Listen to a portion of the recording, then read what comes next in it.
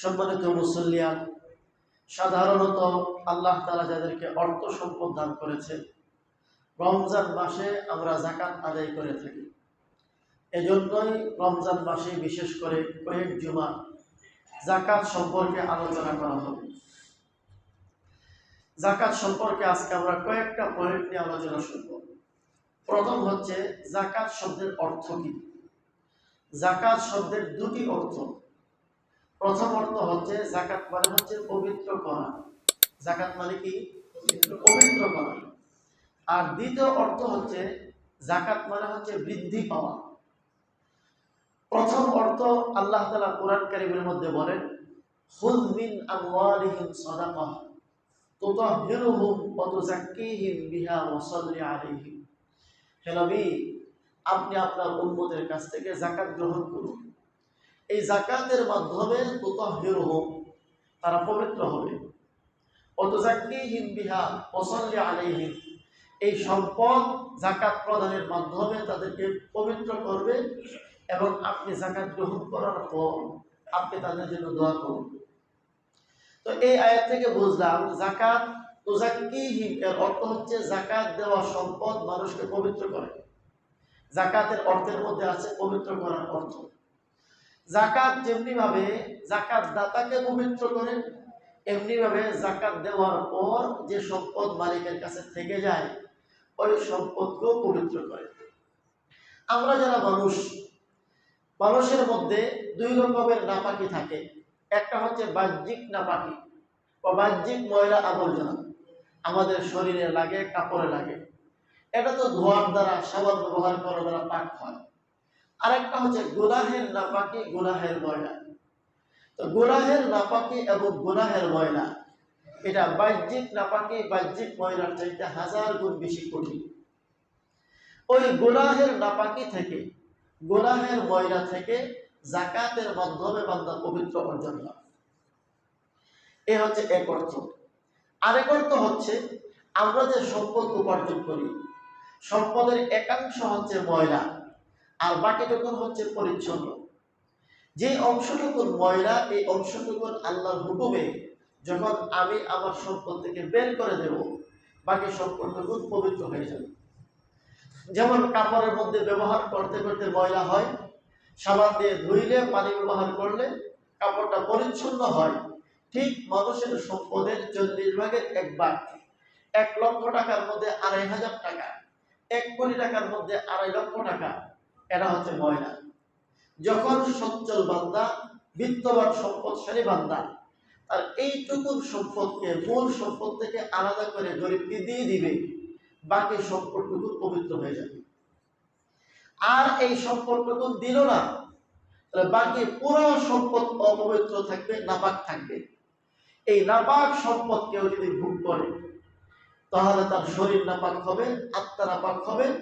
এই নাপাক আত্মা দিয়ে কখনো আল্লাহর সন্তুষ্টি সে অর্জন করতে পারবে। রাসূল আকরাম সাল্লাল্লাহু আলাইহি সাল্লাম বলেন, লা ইয়াদখুলুল জান্নাতা জাসাদুন উযিয়া বিল হারাম। হারাম দ্বারা যে দেহ প্রতিপালিত হয়, ওই দেহ জাহান্নামে হচ্ছে এর বেশি উপযুক্ত। আমরা অনেক সময় মনে করি, হুজুর আমি তো কোনো হারাম ব্যবসা করি না, আমি তো সুদ খাই না, সুদ দেই না, কিন্তু আমি যদি সঠিকভাবে যাকাত না দিয়ে থাকি তাহলে আমার সম্পদের মধ্যে হারাম অংশ আছে না নাই? আমার কথা নয়, কোরআনের কথা। তাহলে যাকাতের প্রথম অর্থ হচ্ছে, যাকাত মানে হচ্ছে পবিত্র করা। যাকাত দেওয়ার মাধ্যমে কয় জিনিস পবিত্র হয়? 2 জিনিস। এক হচ্ছে যাকাত দাতা ব্যক্তি, তার গুনাহ খাতা থেকে তিনি পবিত্র হন। 2 নম্বর হচ্ছে যাকাত দেওয়ার মাধ্যমে বাকি সম্পদটুকু পবিত্র হয়ে যায়। এ হচ্ছে যাকাতের এক অর্থ। যাকাতের আরেক অর্থ হচ্ছে, যাকাত মানে হচ্ছে বৃদ্ধি পাওয়া। আল্লাহ তাআলা কোরআন কারীমের মধ্যে বলেন, وَمَا آتَيْتُم مِّن رِّبًا لِّيَرْبُوَ فِي أَمْوَالِ النَّاسِ فَلَا يَرْبُو عِندَ اللَّهِ وَمَا آتَيْتُم مِّن زَكَاةٍ تُرِيدُونَ وَجْهَ اللَّهِ فَأُولَٰئِكَ هُمُ الْمُضْعِفُونَ। আল্লাহ বলেন, তোমরা যে সুদের আদান প্রদান করো আর এর উদ্দেশ্য থেকে তোমাদের সম্পদ বৃদ্ধি করা, আল্লাহ বলেন এই সুদের আদান প্রদানের মাধ্যমে তোমাদের সম্পদ বাড়ে না। পক্ষান্তরে তোমরা যে যাকাত প্রদান করো আর বাহ্যিকভাবে বলা হয় তোমাদের সম্পদ কমে গেছে, আল্লাহ বলেন আমি আল্লাহর প্রতিশ্রুতি, আমি আল্লাহর ওয়াদা, যাকাত দেওয়ার মাধ্যমে আমি বান্দার সম্পদ বাড়াইয়া দেব। তাহলে দেখুন বাহ্যিকভাবে আমরা দেখি একটা, বাস্তবে ঘটতেছে একটা। যারা সুদ খায়, সুদ দেয়, তাদের উদ্দেশ্য থাকে সম্পদ বৃদ্ধি করা। 1 লক্ষ টাকা সুদে খাটাইলাম, 2 মাস পরে আমি 1,10,000 টাকার মালিক হয়ে গেলাম, আমি তো সম্পদ আমার বেড়ে গেল। এটা হচ্ছে বাহ্যিক দৃষ্টি। কিন্তু আল্লাহ বলেন সুদখোরের সম্পদ আমি কমাই দিই।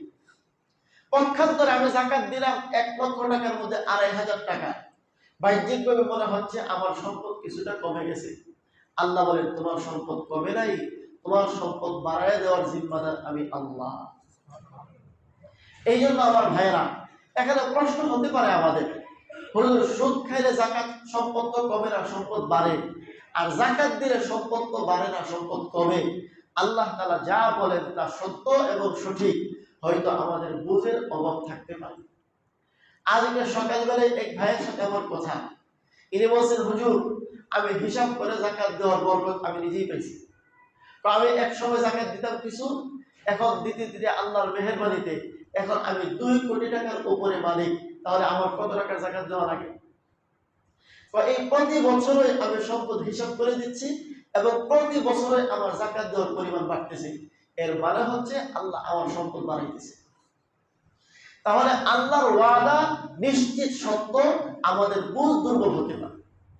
আর যে সুদখোর সুদ খাইলে, সুদ দিলে সম্পদ বাড়ে মনে করে, আল্লাহ বলেন তার সম্পদ বাড়ে না, তার সম্পদ কমে।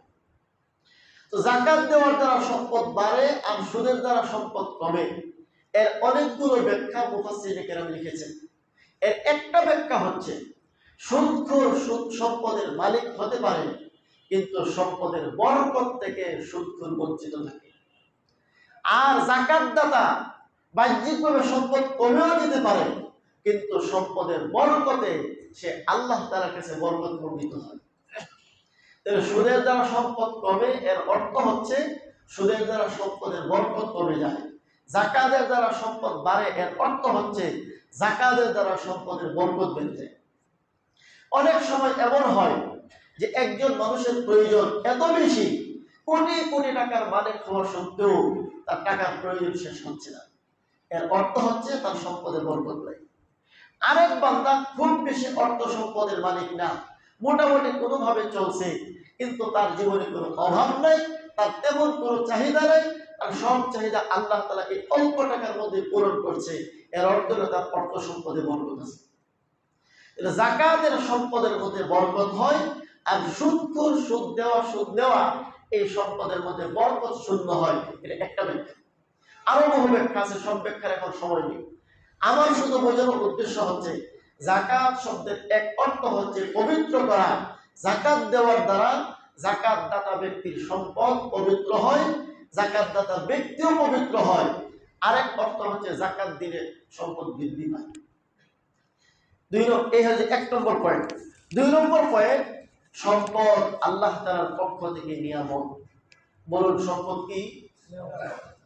এই নিয়ামত আল্লাহ যাকে চান তাকে দেন। কোন মানুষ তার জ্ঞান, বুদ্ধি, বিবেচনা, যুক্তি, শিক্ষা, দীক্ষা ইত্যাদির মাধ্যমে সম্পদের লাভবান, সম্পদের মালিক হতে পারে, বিষয়টা এমন নয়। অনেক সময় দেখবেন আমার আপনার চাইতে বড় শিক্ষিত, বড় জ্ঞানী গুণী, কিন্তু তার সংসার চালাতে বড় কষ্ট হয়। পক্ষান্তরে তেমন কোনো শিক্ষা দীক্ষা নাই, অনেক সময় ভালো করে স্বাক্ষরও দিতে পারে না, আল্লাহ তাআলা তাকে হাজার হাজার কোটি টাকার মালিক বানিয়ে দিয়েছে। সম্পদ কার নিয়ামত? আল্লাহ কোরআনে বিভিন্ন আয়াতে সম্পদকে নিয়ামত হিসেবে উল্লেখ করেছেন, ফজল হিসেবে উল্লেখ করেছেন। আল্লাহ বলেন লাইসা আলাইকুম জুনাহুন আন তাবতাগু ফাদলান মির রাব্বিকুম। আল্লাহ বলেন হালাল ভাবে, বৈধভাবে আল্লাহর ফজল অর্জন করার মধ্যে তোমাদের কোনো দোষ নাই। আল্লাহর ফজল, এই ফজল শব্দের অর্থ হচ্ছে দয়া, অনুগ্রহ, নিয়ামত, আর এর ব্যাখ্যা হচ্ছে সম্পদ। আল্লাহ বলেন তুমি যদি হালাল ভাবে সম্পদ উপার্জন করতে পারো, আমি আল্লাহর পক্ষ থেকে তোমাকে নিষেধ করা হলো না, এই সম্পদ আমি আল্লাহর পক্ষ থেকে দেওয়া তোমার জন্য ফজল, দয়া এবং অনুগ্রহ। আরেক আয়াত আল্লাহ বলেন, فَإِذَا قُضِيَتِ الصَّلَاةُ فَانتَشِرُوا فِي الْأَرْضِ وَابْتَغُوا مِنْ فَضْلِ اللَّهِ وَاذْكُرُوا اللَّهَ كَثِيرًا لَعَلَّكُمْ تُفْلِحُونَ।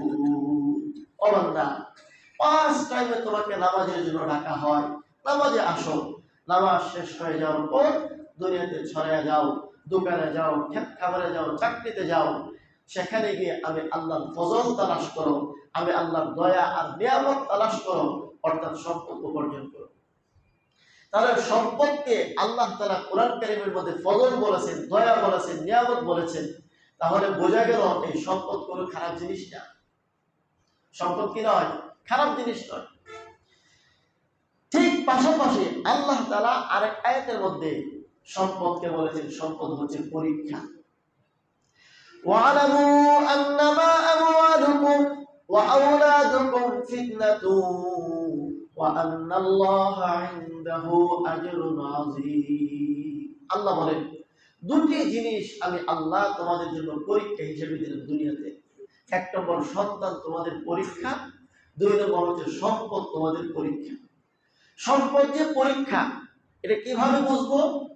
সম্পদ তুমি হালাল ভাবে উপার্জন করো কিনা, হালাল ভাবে খরচ করো কিনা, নাকি হারাম ভাবে উপার্জন করো, হারাম ভাবে খরচ করো, এর মাধ্যমে তোমার পরীক্ষা হয়ে যাবে। পরীক্ষার হলে যে যাই লেখুক বাধা দেওয়া হয় না। আপনি পরীক্ষার খাতা পেয়ে আপনি লিখতেছেন, যে শিক্ষক আপনাকে পড়াইছে ওই শিক্ষকের বিরুদ্ধে লেখা শুরু করছে, কথার কথা ওই শিক্ষককে গালিগালাজ করতেছেন। বলুন তো, পরীক্ষার হলে আপনাকে ধমক দিবে, ধাক্কা দিবে? আপনার বিচার হবে কখন? ফলাফল প্রকাশ পাবে যখন। আল্লাহ বলেন, এই সম্পদ আমি আল্লাহর পরীক্ষা। হালাল ভাবে কামাই করো না হারাম ভাবে কামাই করো, হালাল পথে খরচ করো না হারাম পথে খরচ করো, দুনিয়াতে পরীক্ষা চলছে। এই জন্য আমি কিছু বলি না। হারাম ভাবে কামাও, সম্পদ বাড়ায় দেই, হালাল ভাবে কামাও, তাতেও সম্পদ বাড়ায় দেই। হারাম পথে খরচ করো, আমি তোমার গলায় চাপ দিয়ে ধরি না। হারাম পথে খরচ করো, তোমাকে আমি আদর মোলা বাড়ায় দেই না। একদিন যখন এই সম্পদের পরীক্ষার ফলাফল প্রকাশ পাবে, কিয়ামতের মাঠে আমি এর জবাব তোমাকে দিব। তাহলে সম্পদ কি? আল্লাহর পক্ষ থেকে দেওয়া পরীক্ষা। সুতরাং প্রতিটি সম্পদ উপার্জনের ক্ষেত্রে, খরচের ক্ষেত্রে মনে রাখতে হবে আমার আল্লাহর কাছে এই সম্পদের কিন্তু জবাব দিতে হবে। এই জন্য কিয়ামতের মাঠে রাসূল আকরাম সাল্লাল্লাহু আলাইহি ওয়াসাল্লাম বলেছেন, কিয়ামতের মাঠে 5টি প্রশ্ন হবে। কবরের 3 প্রশ্ন আমরা সবাই জানি, মা রব্বুকা, তোমার রব কে, মা দীনুকা, তোমার ধর্ম কি, মা নবিয়ুকা, তোমার নবী কে। কিন্তু হাসরের মাঠে, কিয়ামতের মাঠে 50,000 বছর মাথার অর্ধহাত উপরে থাকবে সূর্য, পায়ের নিচে থাকবে তামার জমিন। এমন কঠিন পরিস্থিতিতে কয়টা প্রশ্ন হবে? 5 প্রশ্ন হবে। কয় প্রশ্ন? একটা প্রশ্ন হবে, মিন আইনা কাসাবাহু ওয়া ফীমা আনফাকাহু, সম্পদ তুমি কিভাবে কামাই করেছো আর কিভাবে খরচ করেছো। তো প্রশ্ন আছে না নাই? এতে বোঝা গেল এখন পরীক্ষা চলতেছে। এই জন্য আমার ভাইরা মনে রাখতে হবে, একদিক থেকে আল্লাহ তাআলা বলেছেন সম্পদ আমার দেয়া নিয়ামত। এটা যদি তুমি হালাল ভাবে উপার্জন করো, হালাল ভাবে ভোগ করো, হালাল ভাবে খরচ করো, আমি আল্লাহর নিয়ামতকে তুমি যথাযথভাবে ভোগ করলা, আমি আল্লাহর এই নিয়ামত তুমি কিয়ামতের মাঠে জবাব দিতে তোমার কোনো অসুবিধা হবে না। এটা তোমার দুনিয়াতেও উপকার, আখিরাতেও উপকার। পক্ষান্তরে সম্পদ উপার্জন করতে গিয়া হালাল পথ অবলম্বন করলা না, হারামকে অবলম্বন করলা, খরচ করার ক্ষেত্রেও হারাম হালাল বাছ বিচার করলে না, কিয়ামতের মাঠের এই প্রশ্নে তুমি আটকা পড়বে। এই জন্য মনে রাখতে হবে, সম্পদ একদিক থেকে যেমন আল্লাহর নিয়ামত, পাশাপাশি এই সম্পদ হচ্ছে আল্লাহ তাআলার পক্ষ থেকে পরীক্ষা। সম্পদ কোনো মান সম্মানের মানদণ্ড নয়। অনেক সময় আমরা মনে করি শয়তান আমাদেরকে ধোঁকা দেয়, আমি যেহেতু অনেক সম্পদের মালিক অতএব আমি দামি মানুষ, আর ইনি যেহেতু তেমন কোনো সম্পদের মালিক না, ইনি কম দামি মানুষ বা ইনি নিম্ন শ্রেণীর মানুষ। এমন ধারণা করাটা হচ্ছে বোকামি। সম্পদ একটু আগে বললাম, সম্পদ হচ্ছে পরীক্ষার বস্তু। সুতরাং এর মাধ্যমে মানুষের দাম বাড়েও না, মানুষের দাম কমেও না। আল্লাহ তাআলা সূরাতুল ফাজরের মধ্যে বলেন, ফাআম্মাল ইনসানু ইযা মাবতালাহু রাব্বুহু ফাআকরামাহু ওয়া না'আমাহু ফায়াকুলু রাব্বি আকরামান ওয়া আম্মা ইযা মাবতালাহু ফাকাদারা আলাইহি রিজকাহু ফায়াকুলু রাব্বি আহানান। আল্লাহ বলেন, যারা বোকা মানুষ, নির্বোধ মানুষ, বুদ্ধির অভাব, এদেরকে যখন সম্পদ দান করা হয়, এরা মনে করে আমাদের সম্মান বেড়ে গেছে। আর যখন সম্পদ নিয়ে নেওয়া হয়, সম্পদ যখন কমিয়ে দেওয়া হয়, এরা বলে আমাদের সম্মান কমে গেছে। অর্থাৎ সম্পদ পাইলে মনে করে দাম বাড়ছে, আর সম্পদ না থাকলে মনে করে দাম কমে গেছে। আল্লাহ বলেন, কাল্লা, কখনো এমনটা নয়। যেহেতু সম্পদ দেওয়া হয় পরীক্ষার জন্য, অতএব পরীক্ষায় পাশ করলে দাম বাড়বে, পাশ না করলে দাম কমবে। সম্পদ পাওয়াটাই কোনো মান, সম্মান, ইজ্জত আল্লাহর কাছে দামে হয়ে যাওয়ার কোনো মাধ্যম নয়। এই জন্যই কেউ যদি সম্পদের মালিক হয়, মনে রাখতে হবে যে আল্লাহ তাআলা আমার প্রতি দয়া করেছেন, পাশাপাশি এই সম্পদকে আমার জন্য পরীক্ষার মাধ্যম বানিয়েছেন। আমি যেন এই সম্পদ পাওয়ার পরে গরিব দুঃখীর প্রতি যেন আমি নিষ্ঠুর হয়ে না যাই, নির্দয় হয়ে না যাই, এই সম্পদের হক যেন আমি যথাযথ আদায় করি। তাহলে এই সম্পদের দ্বারা কিয়ামতের মাঠে আমি জবাব দিই, আল্লাহর নিয়ামত আমি লাভ করতে পারি। আর যে নিষ্ঠুর হয়ে গেলাম, নির্দয় হয়ে গেলাম, আর এই সম্পদ পেয়ে সম্পদের ভোগের মধ্যে নিমজ্জিত হয়ে সম্পদের মধ্যে যে আল্লাহর হক রয়ে গেছে, গরিব দুঃখী মানুষের হক রয়ে গেছে, আমি যদি ভুলে গেলাম, আল্লাহর কাঠগড়ায় জবাব দিতে পারবো না, আমার জন্য শাস্তি অবধারিত। তাহলে এই সম্পদ পাওয়া মানে খুব খুশি খাওয়া নয়, বরং সম্পদকে যথাযথভাবে ব্যবহার করতে পারা, এটা হচ্ছে খুশির বিষয়। 5 নম্বর পয়েন্ট, সম্পদের মধ্যে, ধনীর সম্পদের মধ্যে গরিবের হক রয়েছে। এটা গরিবের প্রতি ধনীর ইহসান, অনুগ্রহ বা দয়া নয়, বরং ধনীর সম্পদে গরিবের হক। উদাহরণস্বরূপ, আমি আপনাকে 100 টাকা দিয়ে বললাম, এই 100 টাকার 90 টাকা তোমার, আর 10 টাকা হচ্ছে তোমার চাচাতো ভাইয়ের। এখন এই 10 টাকা আপনি যদি মনে করা শুরু করেন এই 10 টাকার মালিকও আমি, আপনি ভুল মনে করলেন না ঠিক করে করলেন? ভুল মনে করলেন। কারণ সম্পদ দিলাম, আমি দিয়ে বললাম 90 টাকার মালিক তুমি, 10 টাকার মালিক তোমার ভাই। বলুন, সম্পদ আমাদেরকে দেন কে? আল্লাহ।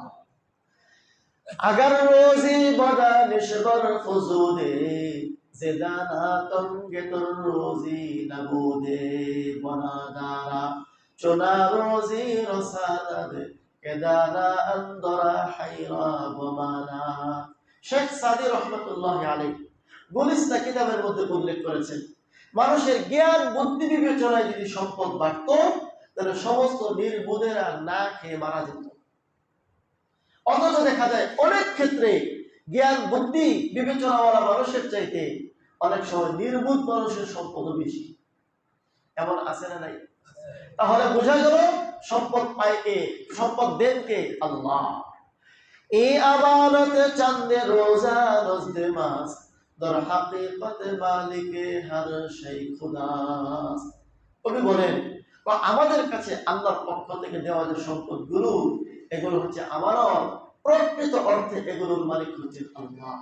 এ কারণেই তো সম্পদ যখন আমার কাছে থাকে, সব সম্পদ আমাকে ভোগ করার সুযোগ দেওয়া হয় না। এই সম্পদ কিছু আমি ভোগ করতে পারি, কিছু থেকে যায়, পরবর্তীতে অন্যরা ভোগ করে। আমার কাছে এটা আমানত। সুতরাং আমি আপনার কাছে আমানত রাখলাম 100 টাকা, এর মধ্যে বললাম 90 টাকা তোমার, 10 টাকা অমুকের। তুমি যদি মনে করা শুরু করো পুরাটাই আমার, এটা হবে নিমক হারামি। ঠিক একইভাবে আল্লাহ বলেছেন, হে সম্পদশালীরা, হে ধনী ব্যক্তিরা, আমি আল্লাহ তোমাকে লক্ষ কোটি টাকার মালিক বানালাম, এর মধ্য থেকে শতকরা 2.5 টাকা, লাখে 2.5 টাকা, কোটিতে 2.5 লক্ষ টাকার মালিক তুমি নও। এই মালিক হচ্ছে তোমার আশপাশে গরিব মানুষ। সুতরাং তোমাকে মনে রাখতে হবে, সম্পূর্ণ টাকার মালিক মনে করাটা এটা তোমার জন্য বোকামি এবং অন্যায়। তাহলে আমি আপনাকে 100 টাকা দিয়ে বলেছিলাম 90 টাকা তোমার, 10 টাকা অমুকের। আপনি যদি জ্ঞানী মানুষ হন, আপনি খুব খুশি হবেন যে আমাকে হুজুরে 90 টাকা দিছে আর অমুককে দিছে মাত্র 10 টাকা, আর আমাকে বলছে 10 টাকা তার কাছে পৌঁছায় দেওয়ার জন্য। আপনি বুদ্ধিমান মানুষ হলে খুশি খুশি 10 টাকা পৌঁছায় দিবেন। আপনি পেয়েছেন কত টাকা? 90 টাকা। ঠিক তেমনি ভাবে যে আল্লাহ আপনাকে 1 কোটি টাকার মালিক বানিয়েছেন, সেই আল্লাহ আপনাকে হুকুম দিচ্ছেন, আমি আল্লাহ তোমাকে 1 কোটি টাকা দিলাম, দিয়ে 2.5 লক্ষ টাকার মালিক বানালাম অন্যদেরকে, তোমাকে একটু ডিউটি দিলাম যে এই 2.5 লক্ষ টাকা তুমি সঠিকভাবে অন্যদের কাছে পৌঁছায় দিবা। যারা নেমক হারাম, যারা বোকা, আল্লাহর অবাধ্য, সে মনে করে এই পুরাটা টাকার মালিকই আমি। এই জন্য আল্লাহ কোরআন কারীমের মধ্যে বলেন, ওয়াল্লাযীনা ফী আমওয়ালিহিম হাক্কুন মা'লুম লিস-সাইলি ওয়াল মাহরুম। যারা নেককার বান্দা, যারা আল্লাহর প্রিয় বান্দা, যারা সম্পদশালী, এদের সম্পদের মধ্যে একটি হক রয়ে গেছে। এই হকটি হচ্ছে দরিদ্র, অসহায়, ফকির, মিসকিন মানুষের জন্য। আল্লাহ তাআলা এভাবে কথাটা কেন বললেন? এই জন্য বলেছেন সম্পদশালী বান্দা যেন যাকাত দেওয়ার পর এমন মনে না করে আমি তো আমার চাচাতো ভাইয়ের উপর, আমি তো অমুক গরিব মানুষটির উপর বড় ইহসান করেছি, বড় দয়া করেছি, আমি তারে টাকা দান করছি, এমনটা যেন মনে না করে। বরং সে টাকা দেওয়ার পরে যেন মনে করে, যাই হোক আমি অন্তত দায়িত্ব মুক্ত হতে পারলাম। আল্লাহ যে আমাকে সম্পদ দিয়ে এর একটা অংশ আমাকে বলেছিলেন তার কাছে পৌঁছানোর জন্য, তাকে যে পৌঁছে দিতে পারছি, আমি দায়িত্ব মুক্ত হতে পারছি, আল্লাহ তোমার শুকর। আর সে যে এই টাকাটা নিয়ে আমাকে দায়িত্ব মুক্ত করেছে, বরং আমি তার প্রতি কৃতজ্ঞ। যদি সে টাকাটা না নিত, সমস্ত গরিবরা যদি দুনিয়া বয়কট করে বসে যে আমরা ধনী মানুষের যাকাত নেব না, তখন সমস্ত ধনী মানুষরা বিপদে পড়বে, একটা গরিব কোনো বিপদে পড়বে না। বরং কোন গরিব মানুষ যদি যাকাত না নেয়, তাহলে সে কি আল্লাহর কাছে ধরা থাকবে? কেউ ধরা আছে? ধরা নাই। গরিবকে আল্লাহ কিয়ামতের মাঠে জিজ্ঞাসা করবে না যে তুমি ধনীর যাকাত নেও নাই কেন। ধনীকে প্রশ্ন করা হবে তুমি তোমার সম্পদের যাকাত দেও নাই কেন। তাহলে কে কার উপর ইহসান করছে? গরিব যাকাত নিয়ে গরিব বান্দা ধনী বান্দার উপর ইহসান করেছে। অতএব আমরা যারা সম্পদের মালিক, আমাদের প্রথম কৃতজ্ঞ হওয়া উচিত আল্লাহর উপরে, যে আল্লাহ আমাকে এই সমাজের মধ্যে ধনী বানিয়েছে। আমার মতো শিক্ষিত, আমার মতো বুদ্ধিমান, আমার চেয়ে জ্ঞানী গুণী মানুষ এই সমাজে বহু আছে, কিন্তু অর্থ সম্পদের দিক থেকে আল্লাহ আমাকে ধনী বানাইছেন। অতএব আল্লাহর শুকর। 2 নম্বর শুকরিয়া আদায় করা উচিত ওই সকল গরিব মানুষের, যে সকল গরিব মানুষরা আমার সম্পদের একটা অংশ যাকাত গ্রহণ করে আমার সম্পদটাকে পবিত্র করার ব্যবস্থা করলো, আমার গুনাহ খাতাকে মাফ করে আমাকে পবিত্র করার ব্যবস্থা করলো, আমার বাকি সম্পদ বৃদ্ধি করার ব্যবস্থা করলো। কিয়ামতের মাঠে আল্লাহর কাঠগড়ায় জবাব দেওয়ার জন্য রাস্তাকে সহজ করে দিল। যে গরিব মানুষ, ওই গরিব মানুষের শুকর আমাদের আদায় করা উচিত। কিন্তু আমরা যারা সম্পদের মালিক, খুব কম মানুষই আছি যাকাত যেভাবে দেওয়ার দরকার সেভাবে দিই। তো এই ক্ষেত্রে কি হওয়ার দরকার?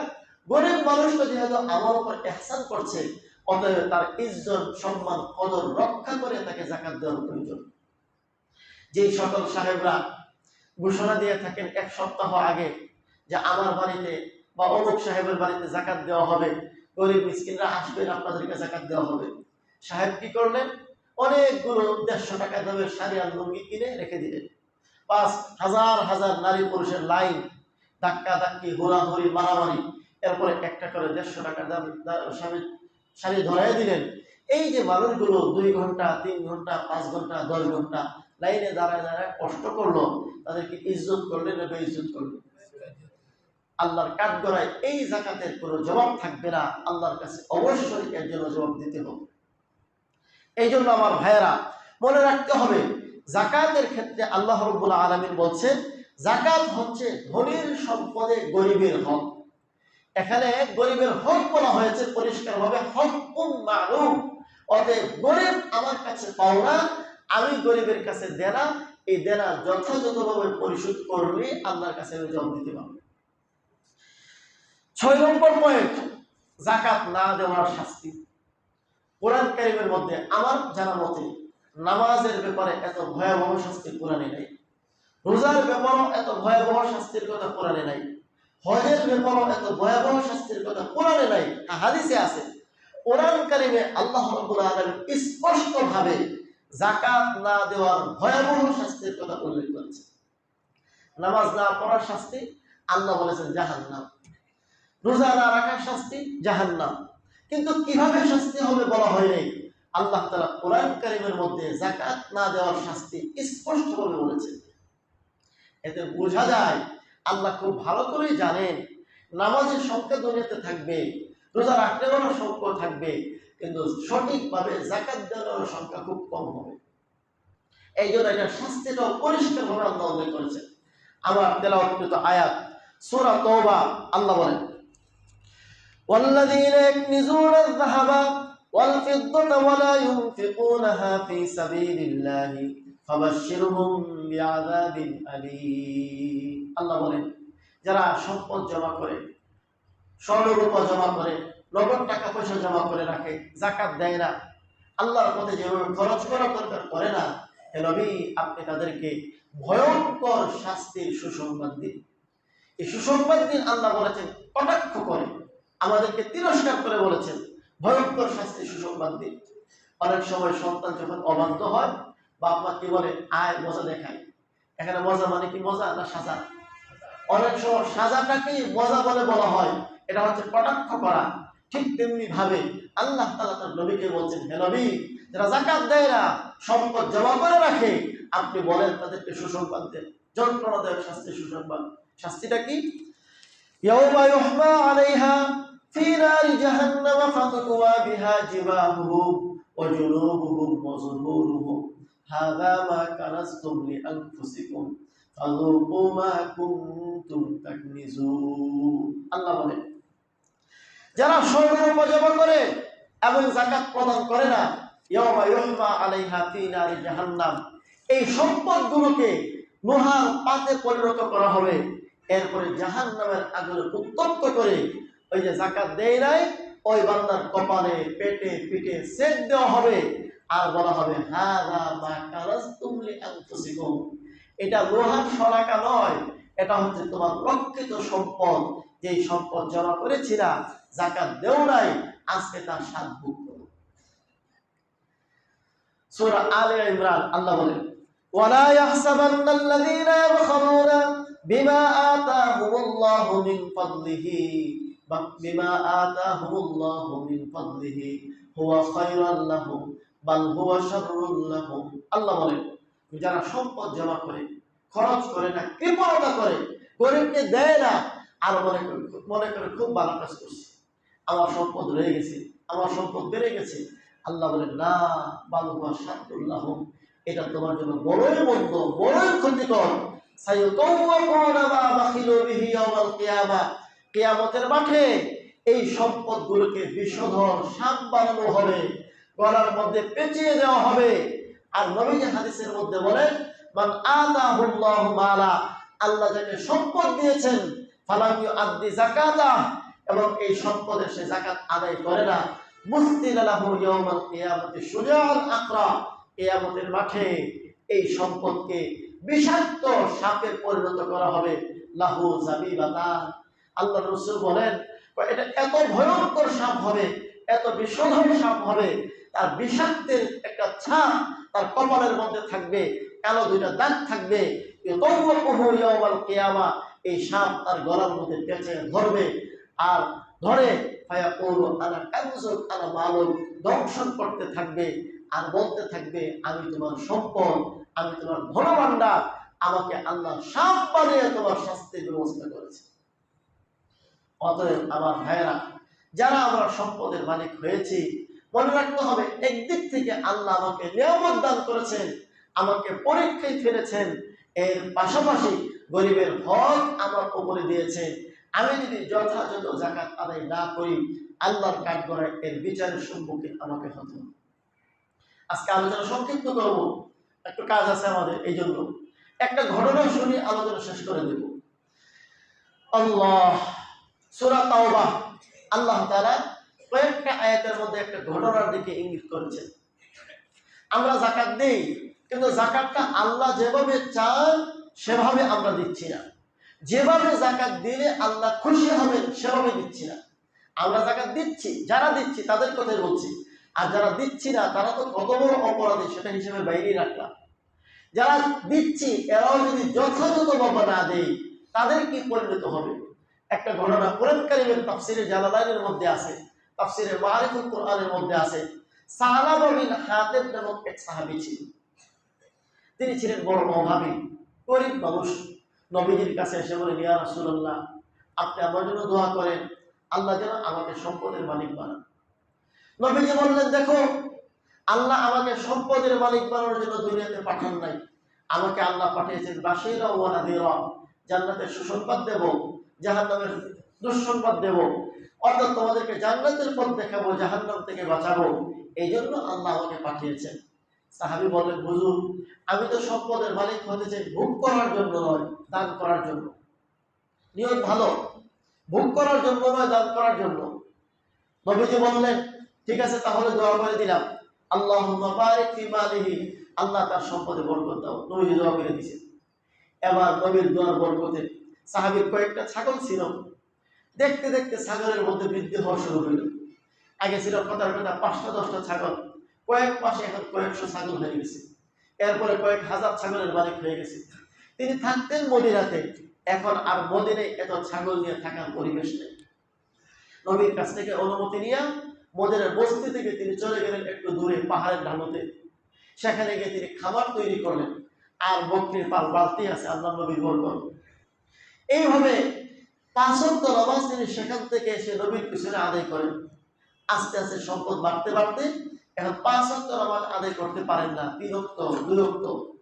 এরপরে আরো সম্পদ বাড়ছে, এখন 5 ওয়াক্ত নামাজ পড়তে পারেন না, জুমার দিন আসে। এরপরে আরো সম্পদ বৃদ্ধি পাইছে, আর জুমার দিনও আসতে পারেন না। একদিন নবীজি হাজিরা নিলেন সাহাবীদের। সালাবা বিন হাতিব কোথায়? অন্য সাহাবীরা বলল, হুজুর, এখন তো আপনার দোয়ার বরকতে অনেক সম্পদের মালিক, সম্পদের মালিক হওয়ায় এখন আর নামাজ পড়ার টাইম পায় না। নবীজি আফসোস করলেন, ওয়াইহা সালাবা, আফসোস সালাবার জন্য। যেই সম্পদ মানুষকে আল্লাহর ঘর থেকে দূরে সরায় দেয়, যেই সম্পদ মানুষকে গরিব দুঃখী মানুষের কাছ থেকে দূরে সরায় দেয়, যেই সম্পদের মালিক হইলে বড় গেট বানায়া গরিব দুঃখী মানুষের পথ বন্ধ করে ফেলে, এই সম্পদ তো আল্লাহর রহমত নয়, এই সম্পদ আল্লাহর অভিশাপ। নবীজি আফসোস করলেন। কিছুদিন পর আল্লাহ তাআলা আয়াত নাযিল করলেন, খুয মিন আমওয়ালিহিম সাদাকা। আমার ভাইরা, ঘটনাটা একটু মনোযোগ দিয়ে শুনি। আল্লাহ তাআলা আয়াত নাযিল করলেন, খুয মিন আমওয়ালিহিম সাদাকা, হে নবী, আপনি যাকাত গ্রহণ করুন। এবার নবীজি একটা চিঠি লিখলেন যে তোমার যে পরিমাণ ছাগল আছে, 36 ছাগলে একটি করে বকরি তোমাকে যাকাত দিতে হবে। নবীজি চিঠি লিখে দিলেন। 2 জন সাহাবী রওনা হলেন, ওই সালাবার কাছে গেল। সেখানে গিয়া সালাবা ছাগলের ফার্মের সাথে আরেক সাহাবীর ফার্ম ছিল, তিনি ছিলেন উটের মালিক, তার ছিল উট আর সালাবার ছিল ছাগল। নবীজি চিঠি প্রথমে উটওয়ালার কাছে নিয়ে গেলেন, গিয়া বলেন, এই যে দেখো, নবীজি চিঠি দিচ্ছেন, তোমাদের উটের যাকাত দিতে হবে। উটওয়ালা চিঠি পেয়ে এত খুশি হয়েছে, এই চিঠি কপালে লাগাইলো, চোখে লাগাইলো, চুমু খাইলো, আর বললো, আল্লাহর নবীর চিঠি আমার জন্য জান্নাতের টিকিট। অতএব তোমাদের যত মনে চাই নিয়ে যাও, আমার কোনো নিষেধ নেই। সাহাবী যাকাত দিলেন। আর সালামা নবীর দোয়ার বরকতে যিনি সম্পদের মালিক, তার কাছে গিয়া চিঠি দিলেন, বলেন, নবীজি চিঠি দিছে, যাকাত দাও। তিনি বলেন, আহা, কয়েকটা ছাগল মালিক হইলাম, কয়েকটা পয়সা নড়াচড়া করি, আর নবীজি আমার উপর ট্যাক্স ধার্য করে দিলেন। চেহারাটা কালো করছে, যাকাত দিব না বলে নাই, কিন্তু আমতা আমতা করতেছেন। যে সাহাবীরা নবীর কাছ থেকে গেছেন, তারা বলেন, তুমি তোমার সম্পদ ধরে থাকো, আমরা গেলাম। চলে আসছেন, নবীজিকে বলেন, ইয়া রাসূলুল্লাহ, আপনার উটের মালিক যাকাত দিয়েছে, কিন্তু আপনার দর বরকতে যে সম্পদের মালিক হয়েছে, সালাবা যাকাত দেয়নি। নবীজি আবারও দুঃখ করছে। তখন আল্লাহ তাআলা আসমানের কতগুলি আয়াত নাযিল করছেন সূরা তাওবার মধ্যে, ومنهم من عاهد الله لئن آتانا من فضله لنصدقن ولنكونن من الصالحين فلما آتاهم من فضله بخلوا به وتولوا وهم معرضون। আল্লাহ বলেন, কিছু মানুষ কসম খেয়ে বলে, আমাকে সম্পদ দেওয়া হলে ভালো কাজে সম্পদ খরচ করব। তিনি কসম খাই কইছিলেন, খুব মজবুতির সাথে বলছিলেন, হুজুর সম্পদ ভোগ করার জন্য নয়, দান করার জন্য মালিক হতে চায়। এই আয়াতগুলো নাযিল হলো। এই আয়াতের শেষাংশে আল্লাহ বলে দিয়েছেন, ফাআখাবাহুম নিফাকান ফি কুলুবিহিম, এরা মুমিন নয়, এরা মুনাফিক। যারা নবীর দোয়ার বরকতে আল্লাহর দেয়া নিয়ামত পেয়ে অর্থ সম্পদের মালিক হয়ে যাকাত দিতে চায় না, এরা মুমিন থাকে না, এরা মুনাফিক। এই আয়াত নাযিল করে দিয়েছে আল্লাহ। যখন নবী আয়াতগুলো তেলাওয়াত করলেন, ওই মজলিসে সাহাবার মামা উপস্থিত ছিল। মামার কলিজার মধ্যে ভয় ঢুকে গেছে। রাতের বেলায় ঘোড়া হাঁকায় সেখানে গেলেন, গিয়ে দেখেন সাহাবা নাক ঢেকে ঘুমাচ্ছে। দরজার মধ্যে নক করলেন, ঘুমাচ্ছ, অথচ আল্লাহর নবীর উপর তোমরা মুনাফিক হয়ে গেছো যাকাত না দেওয়ার কারণে। আল্লাহ নবীর উপর আল্লাহ আয়াত নাযিল করে দিয়েছেন, তাড়াতাড়ি জান বাঁচাইতে চাইলে যাকাত দেব। কিছুটা ভয় কাজ করছে। এবার যাকাতের কিছু ছাগল নিয়ে রাতের বেলায় তিনি রওনা হয়ে গেছেন নবীজির দরবারে। আসছেন নবীজির দরবারে। হুজুর সাল্লাল্লাহু আলাইহি সাল্লাম ফজরের নামাজের সময় যখন মসজিদে গেলেন, গিয়ে দেখেন মসজিদের উপর আঙ্গিনা ছাগল দিয়ে ভরা। নামাজের পরে বলেন, হুজুর আমার ভুল হয়ে গেছে, ছাগলগুলো যাকাত হিসেবে গ্রহণ করেন। নবীজি বললেন, মহান আল্লাহ তোমার যাকাত গ্রহণ করতে আমাকে নিষেধ করে দিয়েছে। নবীজি দুনিয়া থেকে চলে গেছেন। আবু বকর সিদ্দিক ক্ষমতায় আসছে। ইসলামিক ক্ষমতা থাকলে রাষ্ট্রের দায়িত্ব থাকে জনগণের যাকাত গ্রহণ করা। আবু বকর সিদ্দিকের কাছে যাকাত নিয়ে আসলেন। আবু বকর সিদ্দিক বললেন, নবীজি তোমার যাকাত নেয় নাই, আমি নিতে পারবো না। ওমর রাদিয়াল্লাহু আনহু ক্ষমতায় আসলেন, আবার সাহাবা যাকাত নিয়ে আসলেন। হযরত ওমর একই কথা বললেন, নবীজি তোমার যাকাত নেয় নাই, আবু বকর তোমার যাকাত নেয় নাই, আমি ওমর নেওয়ার কোনো ক্ষমতা রাখি না। হযরত সালামার কবরে এখন জাহান্নামের আগুন দাও দাও করে জ্বলতেছে। ও আমার ভাইরা, এই জন্য মনে রাখতে হবে, সম্পদ এটা আল্লাহর দেয়া নিয়ামত। সুষ্ঠুভাবে যাকাত না দিলে এর পরিণত হবে ভয়ঙ্কর। এই জন্য প্রত্যেকেরই কর্তব্য, ইনশাআল্লাহ আগামী জমায় যাকাত সম্পর্কে আরো বিস্তারিত আলোচনা হবে, কেমনে কেমনে যাকাত দিতে হবে। অন্তত এতটুকু দিনের ভিতরে বসায় যাকাত গরিবের হক যেভাবে বলেছে সেভাবে দিলে চলবে না। আল্লাহ এবং আল্লাহ রাসূল যেভাবে দিতে বলেছেন সেভাবেই আমাকে যাকাত দিতে হবে। তাহলে আল্লাহ সন্তুষ্টি এই যাকাতের দ্বারা অর্জন করতে পারবো। আল্লাহ তাআলা আমাকে আপনাদেরকে সকলকে সঠিক বুঝ দান করেন। আমিন। ওয়া আখিরু দাওয়ানা আলহামদুলিল্লাহি রাব্বিল আলামিন।